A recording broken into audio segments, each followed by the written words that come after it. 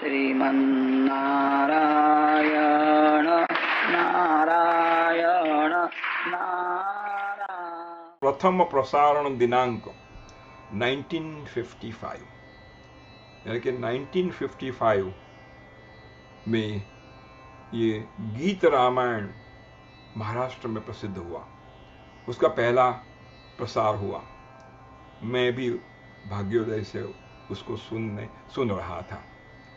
तो ये गीत गदी माडगुळकर करके बड़े प्रसिद्ध, बड़े ज्ञानी और अद्भुत कवि गदी माडगुळकर।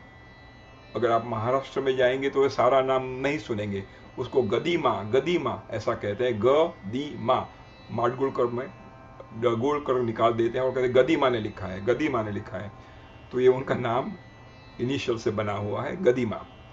और उस वक्त ये मराठी में बड़ा संगीत, अद्भुत भाव संगीत, भक्ति संगीत, इवन मूवी में भी ये संगीत आता था। It was at its peak. और उस वक्त के बड़े संगीतकार सुधीर फड़के थे, और वो संगीतकार तो थे ही, लेकिन बड़े अच्छे मांझे हुए गायक भी थे।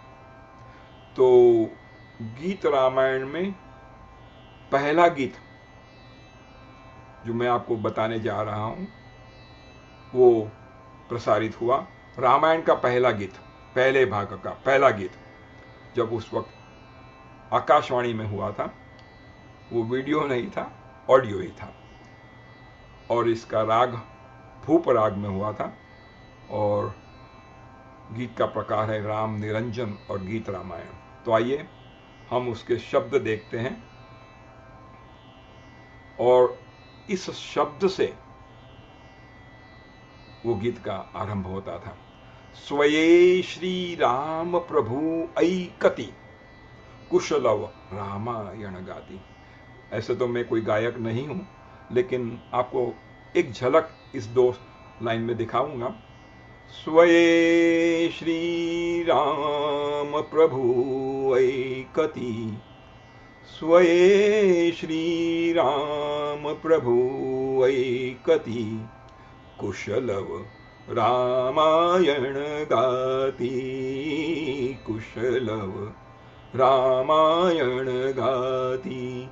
स्वये श्री राम प्रभु ऐकति, स्वये श्री राम प्रभु ऐकति, कुशलव रामायण गाती, कुशलव रामायण गाती। तो इसको हम ट्रांसलेट करेंगे। स्वये श्री राम प्रभु ऐकति, स्वयं means self, he himself, who Ram Prabhu, ऐकति लिसनिंग। क्या लिसन कर रहे हैं? कुशलव रामायण गाती। कुशलव जो रामायण गा रहे हैं उसको खुद स्वयं श्री राम प्रभु सुन रहे हैं, जैसे हमने अभी हमारे इस सर्ग में देखा। आइए बाकी के शब्द देखते हैं, बहुत अच्छे हैं। कुमार दोघे एक वयाचे, सजीव पुतळे रघुरायाचे, पुत्र सांगती चरित पित्याचे, ज्योतीने तेजाची आरती। आ गदीमानी कलम तो जो साहेब, कुमार दोघे एक वयाचे, ये दो कुमार हैं, एक वय के हैं, यानी कि समवयस्क हैं। और कैसे हैं? सजीव पुतळे रघुरायाचे, जैसे कि रघुराय यानी कि राम जी के सजीव पुतले हो। हम आगे देख चुके हैं कि बिंब प्रतिबिंब की हमने बात की इस सर्ग में, उसी बात को यहां गदीमा दोहरा रहे हैं। और ये क्या गा रहे हैं? पुत्र सांगति चरित पिताचे, ये पुत्र तो राम जी के हैं, और किसका गान कर रहे हैं? अपने पिताजी के चरित्र का गान कर रहे हैं। ज्योति ने तेजाची आरती, जैसे एक ज्योति किसी तेज की आरती कर रही हो, क्योंकि राम के पुतले हैं, राम जैसे ही हैं, और राम की आरती राम ही खुद कर रहे हो, ऐसा लग रहा है। तो वो कैसे दिखते थे? हमने जो अभी अध्ययन किया उसी भाव को लेकर यहां ये गीत में है। राज समुद्रा वेश मुनिंचे, अभी हमने देखा कि राम जी कहते हैं कि मुनि जैसा वेश है, लेकिन उनकी मुद्रा, उनके गुण राजस यानी कि राजा जैसे हैं, उसी को दोहराया है। गंधर्वचते तपोवनी चे, तपोवन के कोई गंधर्व हो, हमने देखा हमारे अध्ययन में, उनका रूप गंधर्व जैसा था, उनका गान गंधर्व जैसा था। तो गंधर्वचते तपोवनीचे वाल्मीकिचा भाव मनीचे, वाल्मीकि के जो भाव है उनके मन के, उसको प्रदर्शित करने के मानवी रूपे आकारति, उन भावों को जो वाल्मीकि जी ने लिखा है उसको हमारे सामने मनुष्य के रूप में पैदा करते हैं। जैसे रामायण अभी हमारे सामने हो रहा हो, वाल्मीकि चे रूपे आकार, मानवी रूपे आकारति। तो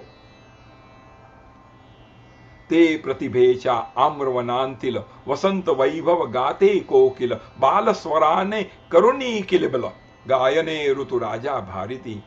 उनकी प्रतिभा बहुत अच्छी है। आम्रवन में जैसे वसंत वैभव हो, उस वक्त कोकिला ऋतुराज वसंत को प्रसन्न करने के लिए किलबिल गा रही हो, ऐसे वो बाल स्वर से गा रहे हैं। फुलाम पुरी ते ओठ उमलती सुगंध से स्वर भुवनी झुलती कर्णभूषणे कुंडल डुलती संगति वीणा झंकारिती। एमना होठ केवा छे, उनके होठ कैसे हैं? फुलाम परी ते ओठ उमलती, उनके जो होठ है कुशलव के, वो फूल जैसे हैं, और उनकी मधुर गान से सुगंध आ रही है, ऐसा लगता है चारों भुवन सुगंधित हो गए हैं। उनके कान में जो कुंडल है वो डोल रहे हैं, क्योंकि वो गान करते वक्त ऐसा ऐसा हिल रहे हैं, तो उसके साथ उनके कान के कुंडल भी डांस कर रहे हैं, और उनके हाथ में जो वीणा है वो उसको झंकार रहे हैं। ऐसा दिव्य वर्णन गदिमा ने किया है, और ये सब हमने अभी स्वाध्याय में किया। और वो कैसे गा रहे हैं?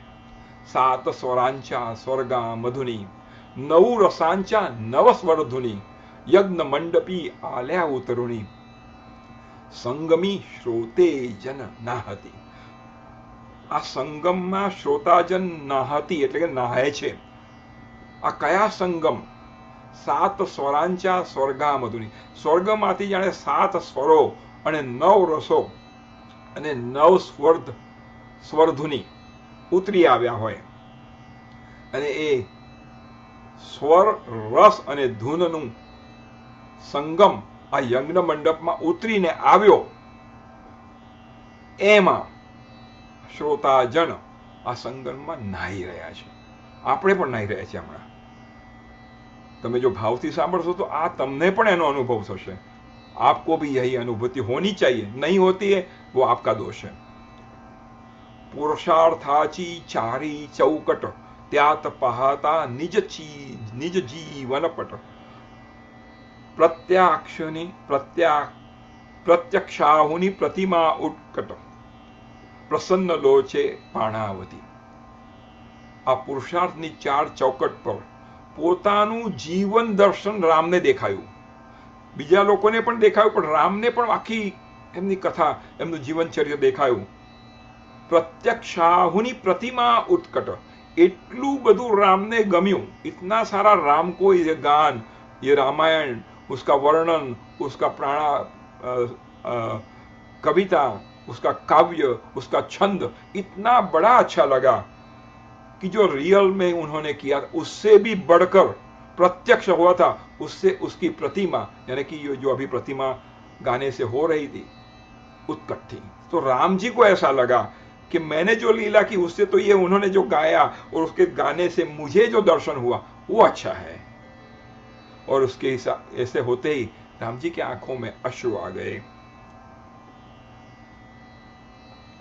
साम वेद से बाण बोलती सर्गा मागुन सर्ग चालती सचिव मुनिजन स्त्रिया डोलती आसवे गाली ओधाड़ती। वाह वाह वाह। सामवेद એ સંગીતનો વેદ છે। એ સામવેદ જાણે પોતે ગાયન કરતા હોય એવું એમનું ગાયન હતું।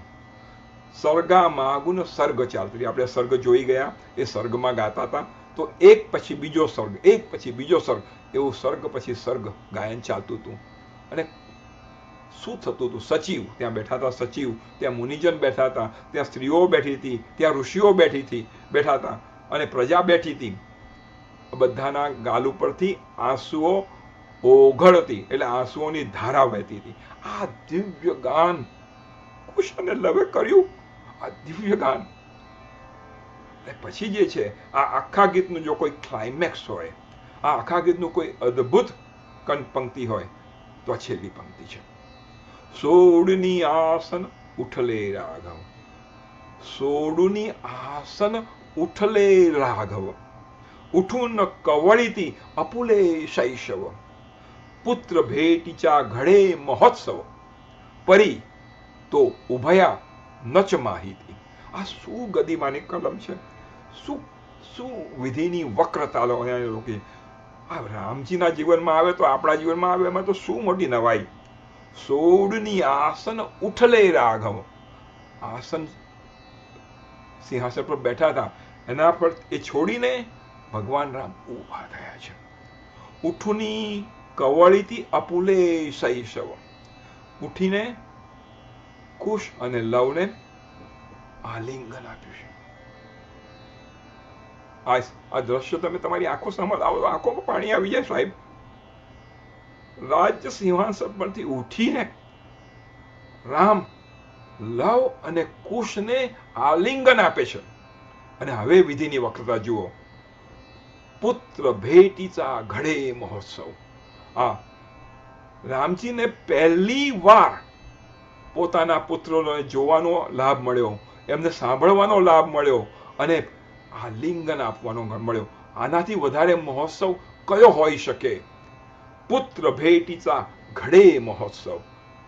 પરી બટ however even then તો ઉભયા નચ માહિતી.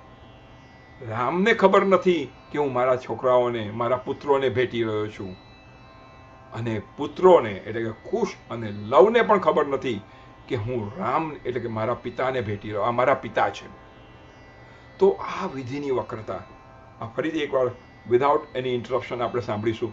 સોડુની આસન ઉઠલે રાઘવ, ઉઠું ન કવળીથી અપુલે શૈશવ, પુત્ર ભેટીચા ઘડે મહોત્સવ, પરી તો ઉભયા નચ માહિતી, સ્વયે શ્રી રામ પ્રભુ ઐકતી, કુશલવ રામાયણ ગાતી, કુશલવ રામાયણ ગાતી.